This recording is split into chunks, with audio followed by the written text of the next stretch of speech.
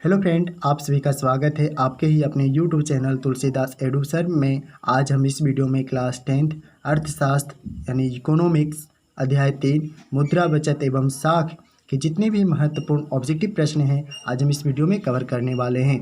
इसलिए फ्रेंड आप वीडियो को शुरू से अंत तक जरूर देखें।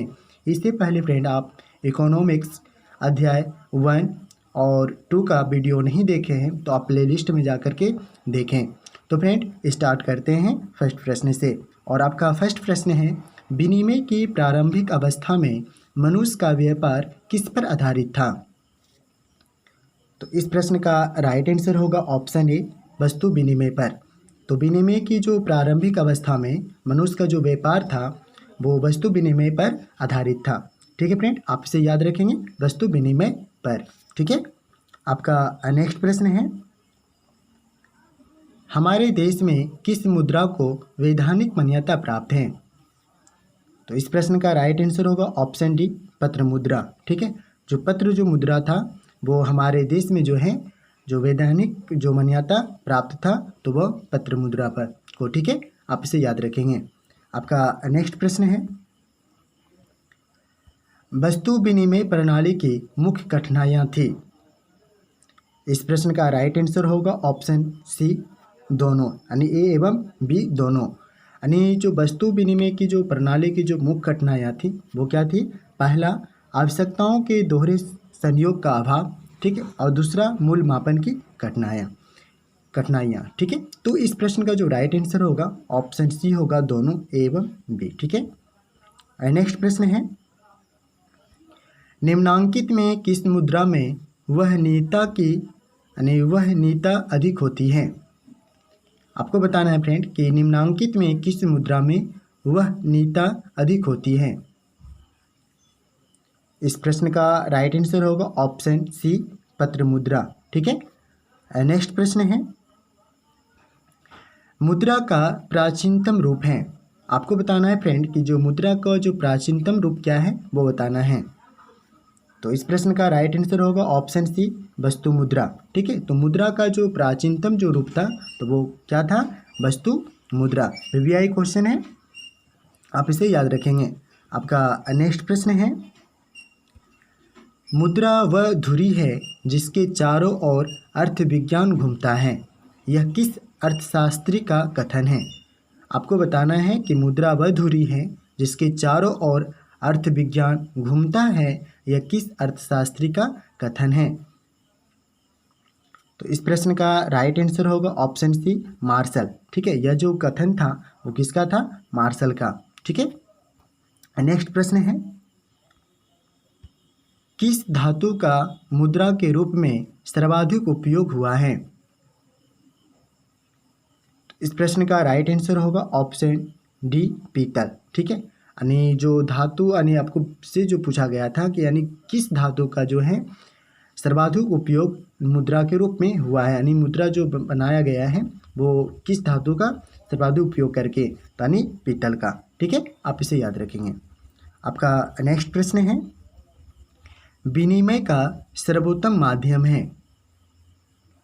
इस प्रश्न का राइट आंसर होगा ऑप्शन सी, मुद्रा। ठीक है, विनिमय का जो सर्वोत्तम जो माध्यम है वो क्या है? मुद्रा है।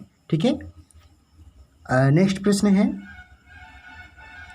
मुद्रा का प्राथमिक कार्य कौन सा है? यानी मुद्रा का जो प्राथमिक जो कार्य है वो कौन सा है आपको बताना है।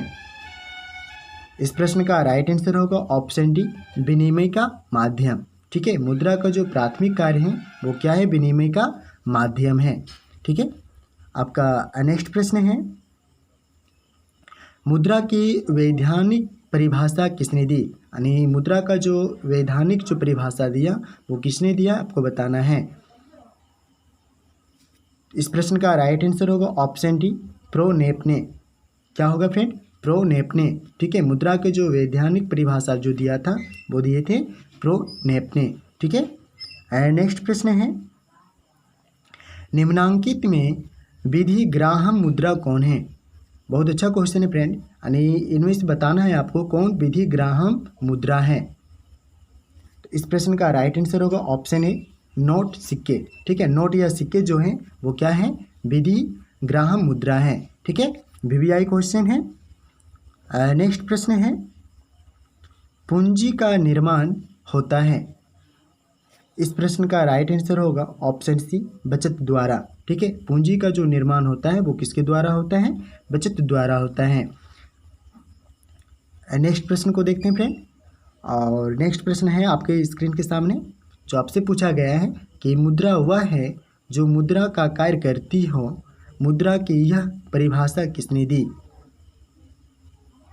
इस प्रश्न का जो राइट आंसर होगा ऑप्शन सी होगा, हार्टले विदर्सने। यानी आपको बताना है इसका राइट आंसर क्या होगा, हार्टले विदर्सने।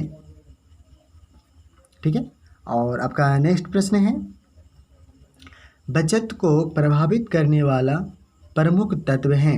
यानी बचत को प्रभावित करने वाला जो प्रमुख जो तत्व है वो आपको बताना है। इस प्रश्न का राइट आंसर होगा ऑप्शन डी, इनमें से तीनों। ठीक है, बचत की क्षमता, बचत की इच्छा, बचत की सुविधाएं, यानी इस जो तीनों हैं वो बचत को प्रभावित करने वाला प्रमुख तत्व हैं। ठीक है, इसलिए इस प्रश्न का राइट आंसर होगा ऑप्शन डी, इनमें से तीनों। ठीक है, आपका नेक्स्ट प्रश्न है, साख का क्या अर्थ है? यानी आपको बताना है कि साख का क्या अर्थ है। ठीक है, इस प्रश्न का राइट आंसर होगा ऑप्शन सी, ए और बी दोनों। ठीक है, यानी विश्वास करना, ऋण लौटाने की क्षमता, है ना, इस जो साख का जो अर्थ है। ठीक है, आप इसे याद रखेंगे, VVI क्वेश्चन है। नेक्स्ट प्रश्न है, साख का प्रयोग होता है। इस प्रश्न का राइट आंसर होगा ऑप्शन सी, ए एवं बी दोनों। ठीक है, यानी साख का जो प्रयोग होता है वो होता है उपभोग के लिए, है ना, विनियोग के लिए, यानी दोनों के लिए साख का प्रयोग होता है। ठीक है, तो आप इस प्रश्न का राइट आंसर क्या देंगे, ए एवं बी दोनों। ठीक है, आपका नेक्स्ट प्रश्न है, मुद्रा के प्रयोग से किसको लाभ हुआ है? इस प्रश्न का राइट आंसर होगा ऑप्शन सी, ए एवं बी, यानी दोनों। ठीक है, यानी उपभोक्ताओं को और उत्पादकों को, यानी मुद्रा के जो प्रयोग से ये दोनों के लाभ हुआ है, उपभोक्ताओं को भी और उत्पादकों को भी।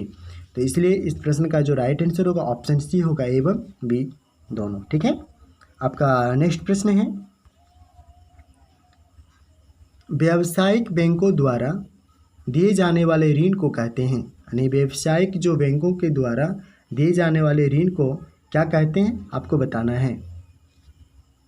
इस प्रश्न का राइट आंसर होगा ऑप्शन सी, ए एवं बी दोनों। ठीक है, यानी साख मुद्रा या बैंक मुद्रा। ठीक है, ये दोनों जो है क्या होगा, व्यावसायिक बैंकों द्वारा दिए जाने वाले ऋण को कहते हैं। ठीक है, आप ये दोनों याद रखेंगे, साख मुद्रा एवं बैंक मुद्रा। ठीक है, आपका नेक्स्ट प्रश्न है, मुद्रा के प्रयोग से किसको प्रोत्साहन मिला है? यानी मुद्रा के जो प्रयोग से किसको प्रोत्साहन मिला है वो आपको बताना है। इस प्रश्न का राइट आंसर होगा ऑप्शन डी, इनमें से तीनों। ठीक है, बचत, पूंजी निर्माण,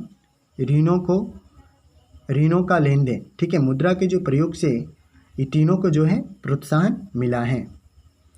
और आपका नेक्स्ट प्रश्न है, और यह आखिरी प्रश्न है, एक वस्तु के बदले में वस्तु के आदान प्रदान को क्या कहा जाता है? इस प्रश्न का राइट आंसर होगा ऑप्शन सी, वस्तु विनिमय प्रणाली। ठीक है, यानी एक वस्तु के बदले में, यानी वस्तु के आदान प्रदान को क्या कहा जाएगा, तो वह कहा जाता है वस्तु विनिमय प्रणाली। ठीक है, आप इसे याद रखेंगे। यह भी जो क्वेश्चन है VVI है, और मैंने जितने भी ऑब्जेक्टिव प्रश्न कराया वो सारे आपके बोर्ड एग्जाम में प्रश्न इससे पूछे जाते हैं। इसलिए इस वीडियो को 1 से 2 बार देखें और सारे प्रश्न को याद करने की कोशिश करें। ठीक है, तो फ्रेंड मिलते हैं नेक्स्ट वीडियो में, तब तक के लिए थैंक यू।